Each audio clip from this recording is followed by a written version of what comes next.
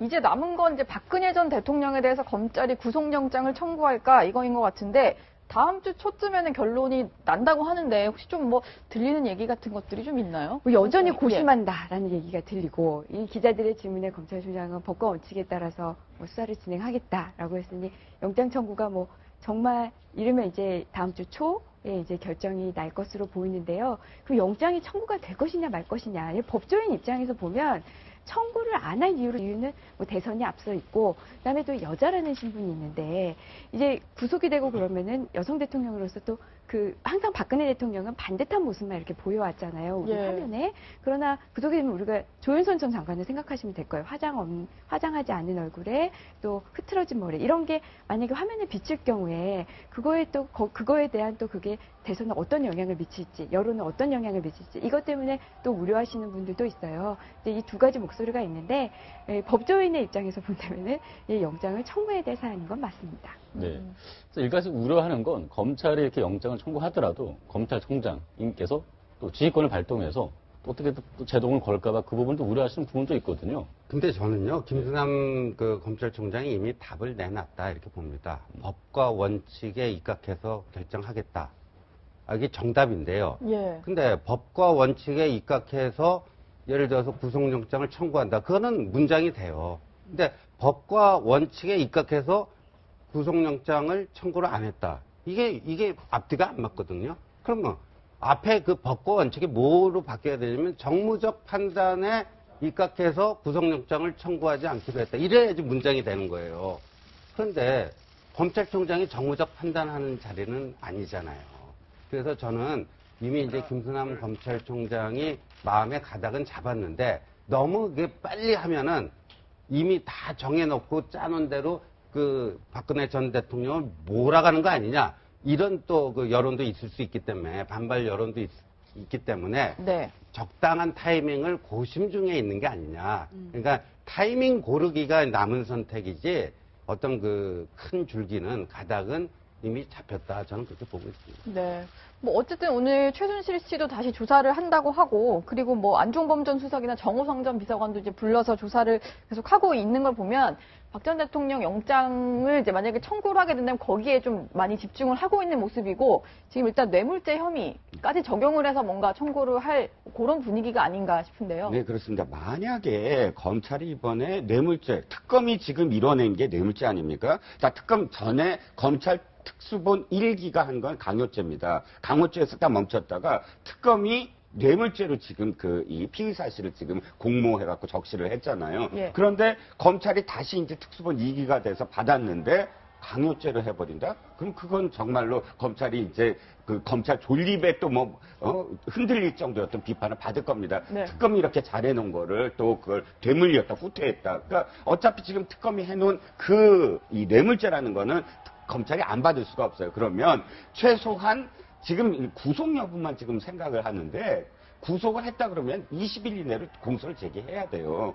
20일 이내로 제기를 못하면 공소유지가 안 돼서 이 기소가 안 돼서 풀어줘야 돼요. 그럼 그건 더 큰 비난입니다. 그러니까 20일 동안 그러니까 이 결정이라는 건 이렇게 생각을 해요. 이게 여론의 비판 때문에 결정은 늦춰지는구나도 되지만 결정하는 시점부터의 20일 이내에 우리가 그 수사를 다 끝낼 수 있을까? 그러니까 지금 이 말씀하신 안종범 수석 뇌물 수사 정호성 해서 이 소환 조사를 해갖고 수사를 좀 더 마무리한 다음에 구속을 하는 게 더 맞죠. 왜냐하면 미리 다 수사를 해서 20일이라는 시간을 더 벌 수가 있으니까. 그러니까 지금 소환 조사를 더 서둘러서 더 보강 조사를 하겠다는 거예요. 그리고 거기에 맞춰서 그 이후에 20일을 잡겠다. 그러니까 20일 이내에 어떤 할 수 있는 그 날짜를 잡겠다. 그게 첫 번째 걸음이 지금 보강 조사를 하는 것이죠. 그것 때문에.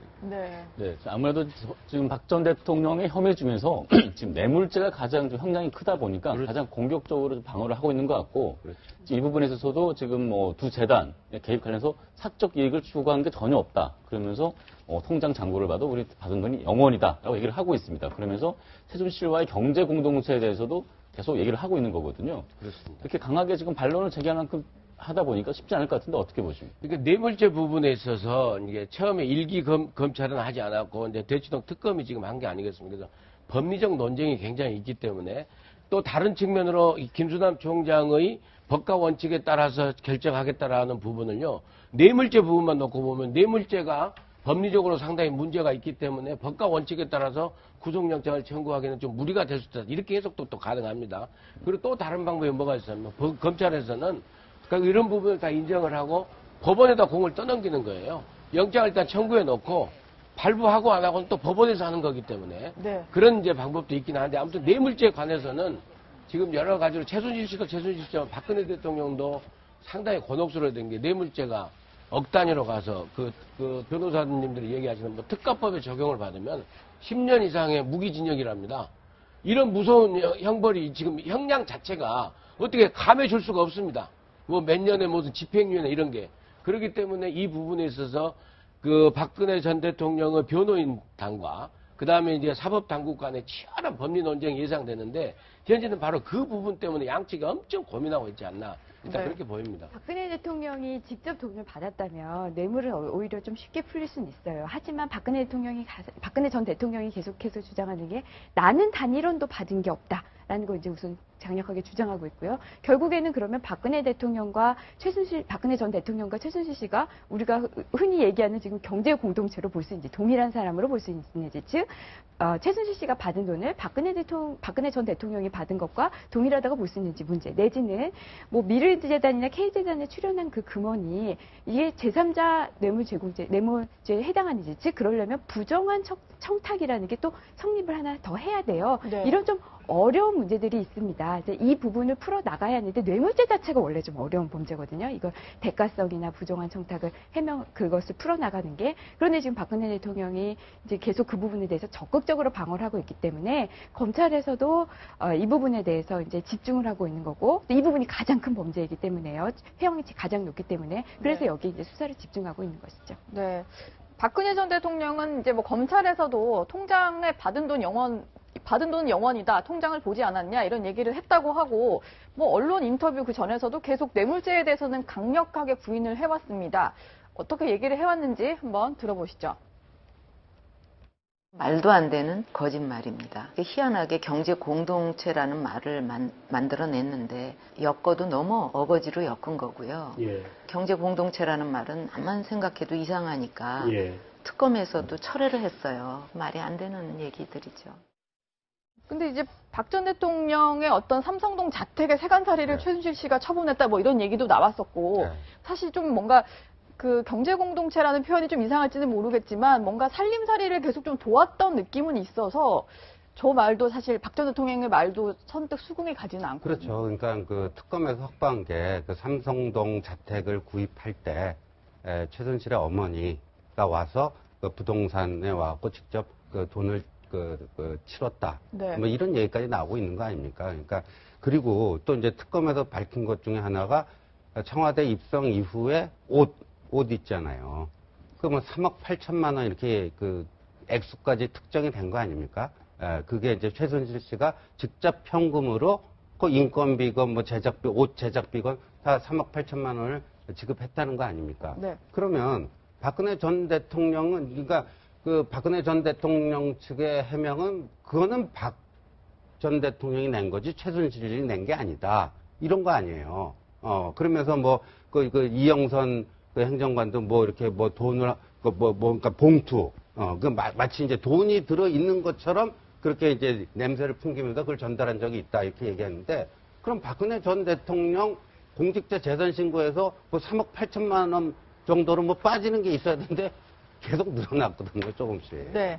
그러니까 이게 악귀가 안 맞아요. 그래서 저는 이제 박근혜 전 대통령은 이제 우리가 일반인들의 심리하고는 다릅니다. 저 권력자들의 심리라고 하는 거는요, 그 자기 확신, 자기 최면 이런 게 있어요. 그러니까 이제 뭐 엮어도 너무 엮은 거고 말도 안 되는 얘기라고 하지만 그 이미 이제 검찰 특검에서 그런 걸 다 확보해 놨기 때문에 뭐 받은 돈이 영원 직접 받은 건 없죠. 없지만 이게 다 연결되는 거 아닙니까? 그래서 아마도 좀 그 박 전 대통령의 논리가 그 검찰의 그 벽을 넘어서긴 좀 쉽지 않아 보입니다. 네. 사실 그 통장 말씀을 하나 드리면 박 대통령이 지금 받은 돈이 없다. 통장을 봐라 그런데 사실 봐야 되는 건 받은 돈이 아니고 나간 돈이에요. 어떻게 나갔느냐가 중요합니다. 지금 이 경제공동체의 어떤 그 가장 핵심이 뭐냐면 자, 집값 얘기 계속 나오고 있잖아요. 집값에 대해서 박 대통령은 이렇게 얘기합니다. 당시에 10억인데 장충동 집을 팔아서 낸 돈이지 최순실 돈이 아니다. 근데 장충동 집이 당시에 6억이었어요. 그럼 4억을 해명을 해야 돼요. 그러면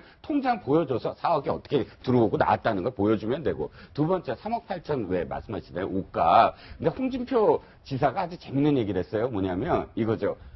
돈은 안 받았지만 5급 몇 벌 받은 거에 불과하다. 그래서 그렇게 얘기했거든요. 네. 그건 홍준표 지사가 그걸 받는지 안 받는지 모르지만 옷값은 확실하게 안 나갔다는 거예요. 지급이 안 됐다는 거죠. 박 대통령 통장에서 옷값이 나갔어야 돼요. 최순실 씨한테 가야죠. 그러니까 경제 공동체라는 게 최순실 씨가 지금까지 옷을 갖다가 해준 것에 대해서 정당하게 박근혜 대통령이 돈을 지불하고 이쪽에 받았느냐가 이 통장에서 나간 돈.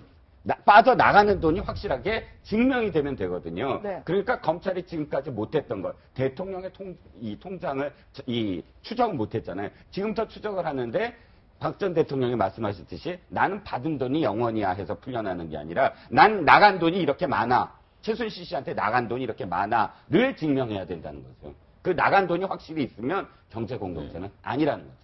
네. 네, 말씀하신 것처럼 지금 박근혜 전 대통령 재산 내역이 어떤지 많이 궁금하실 텐데 지금 고위공직자 저 재산 내역이 공개되면서 박근혜 대통령이 한 어느 정도의 재산을 갖고 있는지 좀 나왔습니다. 그래서 지금 한 37억 정도의 재산을 갖고 있는데 네. 지금 1년 사이에 한 2억 얼마 정도 좀 늘었어요. 네. 그 정도 금액이 는 건데 사실상 이게 공시지가로 부동산 가격이 한 그 정도 1억 얼마가 올랐고 나머지 지금 금융 자산이 좀 오른 건데 사실상 지금 본인의 연봉에서 상당 부분 지출을 많이 안 했더라고요. 그렇죠. 그러다 보니까 늘 수밖에 없었다. 그렇게 얘기를 해명을 하고 있습니다. 그렇죠. 지금 우리가 CCTV에서 봤던 장면 있지 않습니까? 그건 대통령이 순방을 위해서 순방하기 전에 언제나 새로운 옷들을 제작하는 광경인데 지금 대통령의 예비비가 있어요. 대통령이 어떤 뭐를 할 때 옷을 지불한다든지 그러면 그거는 현금으로 주는 경우가 없어요. 그럼 불가능하죠. 왜냐하면 그러니까 대통령도 청와대에서도 공식적인 어떤 공식적으로 지출하는 비용 아니에요. 그런데 계속 그게 현금이라고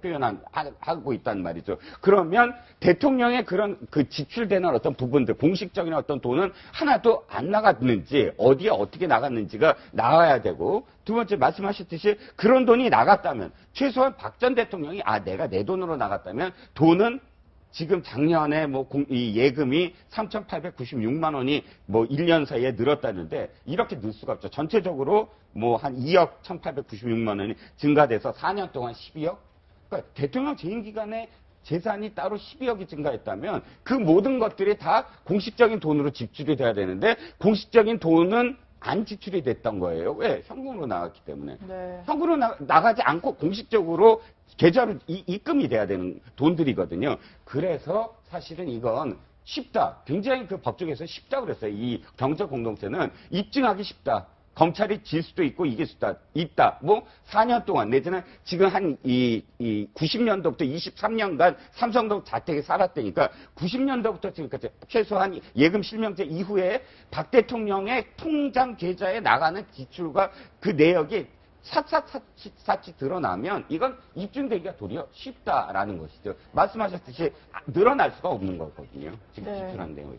일단 그리고 박 전 대통령이 보통 이제 부양가족이 없으니까 연봉이 한 2억 가까이 되는데 대부분을 이제 좀 저축을 했었는데 예금액이 지난해 유독 줄어서 매년 한 2억 가까이 예금을 하던 게 3천만 원이 됐더라고요. 그래서 변호사 선임 비용 그리고 못 줬던 옷값을 뒤늦게 준 거 아니냐 이런 얘기까지 나오는데 일단 검찰도 당연히 이제 계좌 내역도 볼 것이고 이렇게 경제 공동체라고 볼 것 같으면 박 전 대통령의 어떤 예금뿐만이 아니라 최순실 씨와의 연결고리 이런 거를 지금 찾는 과정은 지금 계속 또 진행이 되고 있는 네, 상황이죠. 앞서 말씀드린 것처럼 박근혜 대통령이 직접 받은 돈은 없기 때문에 최순실 씨와의 그 연결고리성을 이제 찾는 것으로 보이는데요. 있잖아요. 앞서 이제 말씀해 주신 경제 공동체 이거 입증하기는 쉬울 것이다. 이제 이런 식으로 말씀해 주셨는데 저는 개인적으로 이게 그렇게 쉽지는 않을 것 같아요. 왜냐하면 우리가 아무리 이렇게 뭘 대신 사주고 이랬다고 하면 가족도 경제 공동체를 인정 안 하거든요. 아들과 아버지 이런 식으로 같이 한 집에 살고 있다 하더라도. 네. 그래서 이 부분은 검찰이 만약에 경제 공동체 논리로 펼치고 나간다면 단순 뇌물죄로 해서 그렇다고 한다면은 단순한 이렇게 집값을 집값을 내주고 이러고 옷을 대신 대주고 이것뿐만 아니라 아마 더 철저하게 아마 그 논리를 세워야 될 것 같습니다. 근데 이제 일반인들은 맞아요. 지금 우리 임 변호사 말씀하신 그러니까 부부간에도 지갑 따로 이제 이런 게 있는데 이제 권력자들의 세계는 조금 다릅니다. 왜냐하면 본인이 직접 돈을 만지게 되면 그게 얼마만큼 휘발성이 강한지를 알잖아요. 네. 항상 그 여러 가지 언론이라든가 이 감시의 눈초리가 이렇게 있다는 걸 알기 때문에 본인이 직접 만지지 않는 어떤 그 방법, 그 노하우, 이런 것들이 오랜 세월 동안 그 축적된 그런 것들이 있어요. 그래서 그러다 보니까 오죽하면 그 여의도 정치인이 된다는 거는 교도소 담장 위를 걸어가는 것과 마찬가지다. 그러니까 한 걸음만 삐끗하면 교도소 담장 안쪽으로 떨어지면 그 이제 감방생활 하는 거고. 운 좋아갖고 바깥으로 떨어지면 그냥 벗어나는 거고. 그거 진짜 한 끗 차이라는 거죠. 그러니까 그런 식의 이제 어떤 그 관리, 그러니까 이제 본인의 그 재산과 관련해도 그런 관리들을 하다 보면은 저런 것들은 저는 충분히 이해가 가는 대목이라고 봅니다. 네. 네.